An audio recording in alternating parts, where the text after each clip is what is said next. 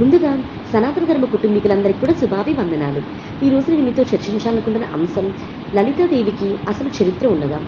లలితాదేవి కానీ, బాలా త్రిపుర సుందరి కానీ, శ్యామల రాజేశ్వరి కానీ ఇత్యాదిగా పిలువబడే స్త్రీ దేవతలందరూ పార్వతీదేవి యొక్క సత్వ రాజస రూపాలు. కాళి, చండి ఇత్యాది రూపాలన్నీ తామస రూపాలుగా మన పురాణాలు చెప్తున్నాయి. మహాలక్ష్మి, మహాకాళి, మహాసరస్వతి అందరూ ఆదిపరాశక్తియే. శ్రీకృష్ణుడు శ్యామలా రూపుడని, శ్రీరాముడు లలితా స్వరూపమని శాక్తేయులు చెప్తూ ఉంటారు.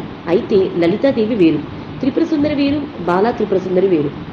పూర్వం మహిషాసురుని సంహరించడానికి త్రిమూర్తులు దేవతా సహితులై అతని మీదకు యుద్ధానికి వెళ్తారు.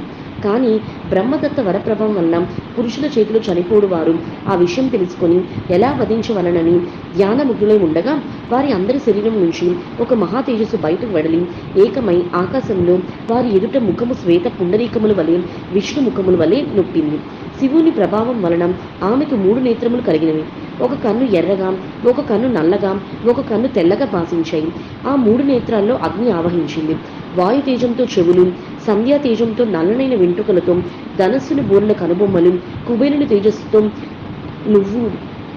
పువ్వు వంటి నాసిక, బ్రహ్మతేజమున మల్లెముగ్గల లాంటి నాసిక, బ్రహ్మతేజమున మల్లెముగ్గముల వంటి దంతములు, సూర్య తేజస్సు వలన క్రింద పెదవి, మహావిశ్వంసమున బాహువులు, వసువును అంశమున ఆమె వేళ్లు, చంద్రుడంశమున స్తనములు, ఇంద్రాంశతో త్రివళీతమున నడుము, భూమి అంశమున కటి ప్రదేశంతో ఆమె ఆవిర్భవిస్తుంది.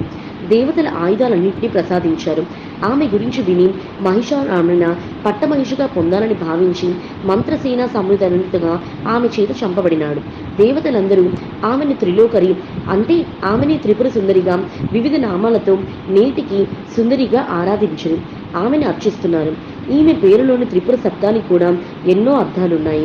శరీర సౌందర్యతలు తమ భూమి పురుమంటే శరీరం, కన్ను, శిరస్సు, హృదయం లేక సూర్య చంద్ర అగ్ని అనే మండలాలకు వాగ్భట కూడా కామకూట శక్తి కూటాల కామే అధీశ్వరి కనుకే ఆమెకు త్రిపురేశ్వరి అనే పేరు వచ్చింది. పంచాక్షరి మంత్రంలోని 3 భాగాలను ఆమె శరీరంలోని 3 భాగాలుగా కొందరు భావిస్తారు. మొదటి భాగం శిరస్సు, అక్కడి నుండి నాభి వరకు 2వ భాగం, అక్కడి నుండి క్రింద భాగం వరకు 3వ భాగంగా పిలుస్తారు. ఇవి వరుసగా వాగ్భట, శక్తి, కామకూటాలకు నిలయారు. శంకరాచార్యులు వారు సౌందర్య లహరిలో కూడా త్రిపురా సుందరి యొక్క వర్ణం ఎంతో గొప్పగా కావించారు. కాళికాదేవి యొక్క సౌందర్య స్వరూపమే ఈ లలితాదేవి. అష్టాదశ మహాశక్తి పీఠాలలో ప్రయాగలో లలితాపీఠం ఉంటుంది. ఔత్తరాహులలో లలితాపాసన చాలా తక్కువ. లలితాదేవి ఒక మంచంపై కూర్చొని ఉంటుంది. ఆ మంచానికి రుద్రుడు, విష్ణువు, బ్రహ్మ, ఈశ్వరుడు నలుగురు 4 కాళ్ళు. మరి తెలుసుకున్నారు కదా లలితాదేవి చరిత్ర గురించి. ఈ వీడియో చూసిన మీ అందరికీ కూడా కృతజ్ఞత.